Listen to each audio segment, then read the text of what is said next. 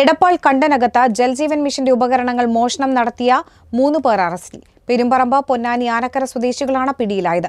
കണ്ടനകം സബ്സ്റ്റേഷന് സമീപം ജൽജീവൻ മിഷൻ പദ്ധതിക്കായി എത്തിച്ച കരാർ കമ്പനിയുടെ വാൽവുകളും ഫ്ലഞ്ചറുകളുമാണ് പ്രതികൾ മോഷണം നടത്തിയത്. തുടർന്ന് ഓട്ടോറിക്ഷയിൽ കയറ്റിക്കൊണ്ടുപോയി വട്ടംകുളത്തെ ആക്രിക്കടയിൽ വിൽക്കുകയും ചെയ്തു. Safa golden diamonds different by design. കാരണം ഓരോ വധുവിന്റെയും ഇഷ്ടങ്ങൾ വ്യത്യസ്തമാണ്. Safa golden diamonds different by design.